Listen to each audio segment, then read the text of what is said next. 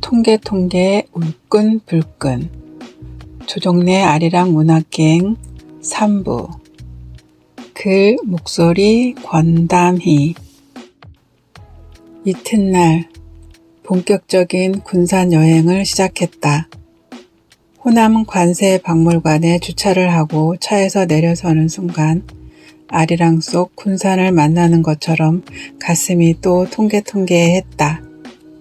군산 근대화 거리 도보 관광 순서도 팸플릿을 보니 가고자 하는 곳이 모두 옆옆이 있다.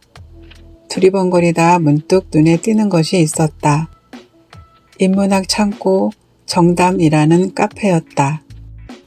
이곳의 본은 1908년부터 무려 111년 동안 보존되었다고 한다. 근대 이후 가장 오래된 건축물이며 사적 제545호로 등록되어 있다는 안내 입간판을 읽다 맨 밑에 사진도 좋고 구경도 좋고 음료 구매도 꼭꼭꼭 부탁드립니다 라는 깨알 같은 영업용 문구에 커피를 안 마실 수가 없었다. 때마침 문턱까지 달려나온 주인장의 열정적인 설명으로 고개를 쳐들고 열심히 볼을 살펴봤지만 문의 안의 눈으로는 그 가치를 다 알 수 없었다. 다만 111년의 세월은 다 어디로 갔는지 상태가 깨끗하다는 생각이 들었다. 고종 황제가 마시던 가베를 재현한 커피를 주문하고 복층 구조의 위쪽에 넓은 벽면을 가득 채운 책을 배경으로 사진을 찍었다. 커피를 보자 슬그머니 부하가 치밀었다. 그분이 그렇게나 좋아하는 가베를 드실 때 이곳 군산항 근처에는 만경평야 그 많은 쌀을 일본으로 실어내느라 개돼지처럼 부두의 망일로 누더기보다도 못한 삶을 이어가던 백성들이 있었다는 걸 알았을까 몰랐을까. 여행은 일상 속에서 느끼는 시간 개념과 달리 몹시 느리게 흘렀다가 순식간에 흐르기도 한다. 카페에서 멈춰있던 시간이 문을 나서자 뜀걸음으로 달려왔다. 우리는 서둘러 군산 역사박물관으로 들어갔다. 해양물류 역사관을 비롯해서 기획전시실과 근대 생활관 등이 박물관답게 잘 전시되어 있었다. 벽면 위쪽 윤동주의 서시를 보니 시대의 소명을 다한 사람에 대한 존경심이 우러났다. 수탈의 역사와 이에 맞선 독립운동가들의 자료도 많았다. 벽 한쪽에 있던 역사를 잊은 민족에게 미래는 없다 라는 문구에 속에서 울컥하는 뭔가를 지그시 누르며 박물관을 나왔다. 현재는 근대미술관으로 사용하고 있는 구 일본 제18은행 군산지점으로 향했다. 몇 점 없는 미술 작품을 보고 은행 뒤쪽으로 가니 커다란 금고가 있었다. 이 금고가 채워지기까지 우리 민족은 헐벗고 굶주려야 했다라는 문구가 금고 위 벽면에 있었다. 죽일 놈들. 아리랑을 읽으면서부터 욕을 안 할 수가 없다. 이번엔 사람들을 따라 좁은 계단을 올라 2층으로 갔다. 마음이 묵직해지는 공간. 안중근 의사의 수감 생활을 재현한 공간이었다. 안중근 의사의 어머니가 쓴 편지를 찬찬히 읽으며 삶의 가치에 대해 생각했다. 몇 걸음을 걸어 군산 근대 건축관으로 향했다. 4층 정도의 높이인데 안으로 들어가니 2층짜리 건물이었다. 층고가 높아 뭔지 모르게 압도당하는 기분이었다. 은행이 생기면서 의병들은 독립자금 마련에 더욱 힘들었겠지.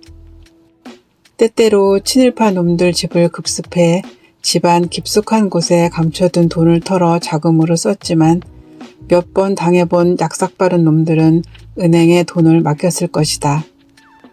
모든 것을 아리랑 속 이야기와 연결해 바라보니 여전히 불공정한 결과에 심장이 쿵쾅거렸다. 대가를 치러야 할 사람, 보상을 받아야 할 사람이 언제쯤이면 제자리를 찾을까? 9월 말인데 날씨는 여름에 버금갔다. 전날 배탈이나 밤새 뒤척여 컨디션이 바닥인 나와 원래 연약한 여인과 요즘 연약한 여인은 슬슬 지치기 시작했다. 그래도 여기까지 왔는데 야채빵과 팥빵으로 유명한 이성당은 들려야겠기에 땡볕 속에서 휴대폰으로 길찾기를 하며 걸음을 재촉했다.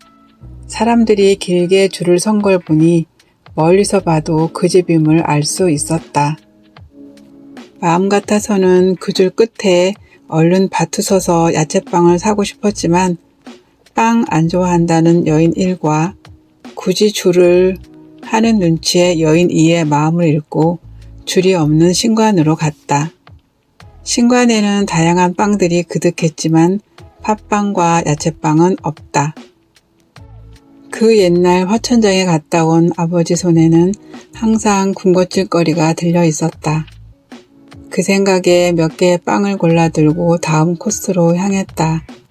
어마어마하게 큰 항아리가 있고 어마어마한 양의 항아리가 있다고 꼭 가보라는 지인의 말은 생각이 났는데 그곳의 이름은 영 가물가물했다. 뭐라 했는데? 엄청 이쁘다고 꼭 가보라 했는데? 머리를 쥐어짜다 폰을 들었다.